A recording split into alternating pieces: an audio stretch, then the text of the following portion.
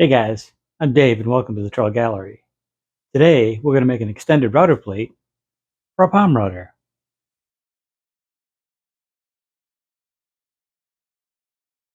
Twice in the last month or so I've been asked to replace a couple of routed outdoor frames.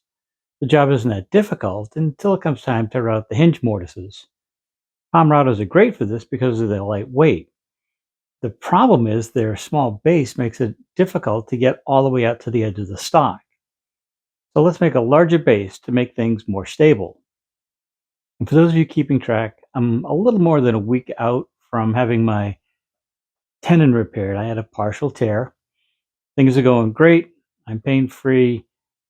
I'm just itching to get back in the shop. This sitting at the desk all day just isn't for me. But with that said, let's see how this sub base came together.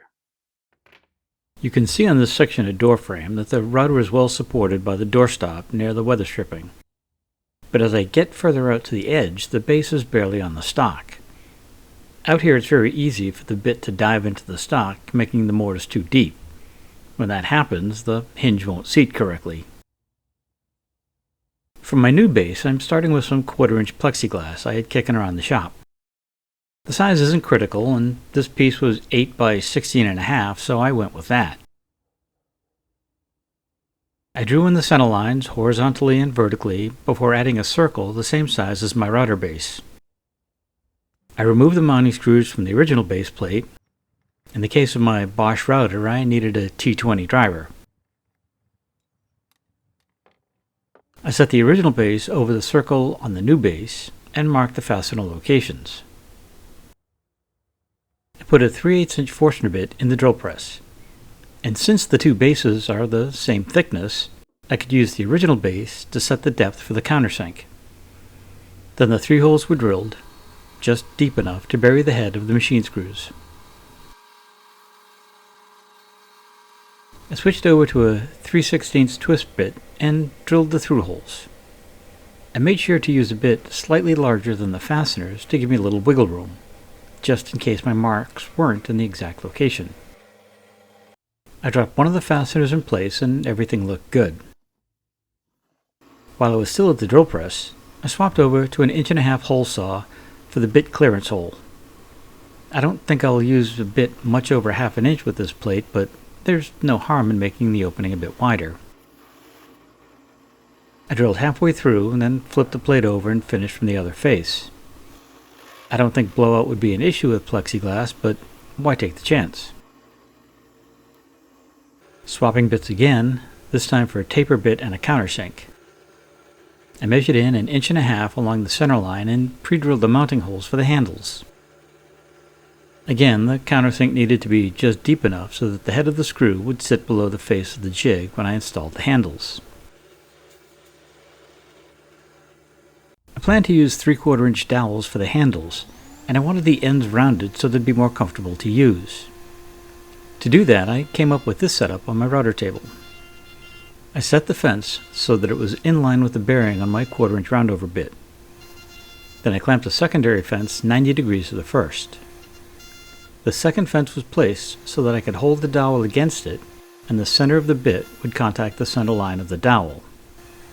Then I could plunge the dowel into the bit while spinning it against the second fence. What initially seemed like a sketchy process ended up being very safe, and my handles now have comfy ends.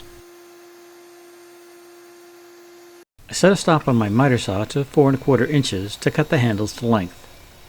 This would ensure the handles would be slightly longer than my grip, but not so long that they'd get in the way. After finding the center of the handle's square end, I set my drill press fence and stop. These would support the handles so I could pre-drill for number 8 screw. I may have been a bit off center, but close enough to hold things securely. Whatever happened to my center finder anyways? I just knew this next stop would be the hardest part of the build, removing the protective sheets on either side of the plexi. Normally this comes right off, but this piece has been kicking around the shop forever, and the adhesive becomes nearly permanent over time. It took some time, patience, and a razor blade, but eventually I got all the paper off. Any residual glue was removed with a bit of WD-40 and some elbow grease. The final wipe down with glass cleaner got rid of any remaining oil. Attaching the handles is as easy as running two number 8 by 1.25" screws through the plate into the handles until they're snug. The final step is to attach the router base to the plate with the original fasteners. I start all 3 screws before tightening them down. This lets me make any adjustments as I go. Everything lined up and the jig is ready for a test run. Here you can see that even at the edge of the door frame, I still have plenty of bearing surface on the doorstop. While the mortise isn't dead flat, it's pretty damn close. With a bit more practice, those errors should be minimal. A little more cleanup with a sharp chisel, and this would be a perfectly serviceable hinge mortise.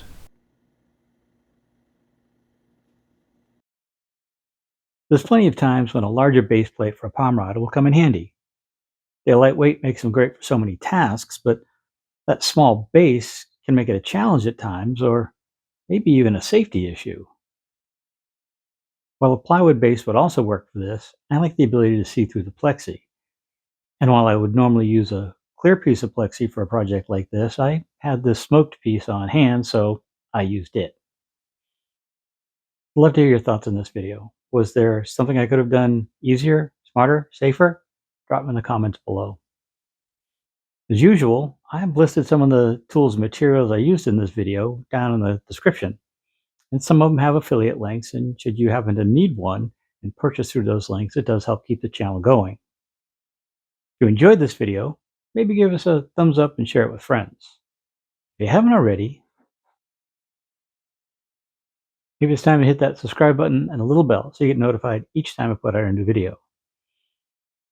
I honestly have no idea what's coming up next, and I'm kind of limited on the things I can do, so we'll figure something out. Until then, have a great day, stay safe, we'll see you soon.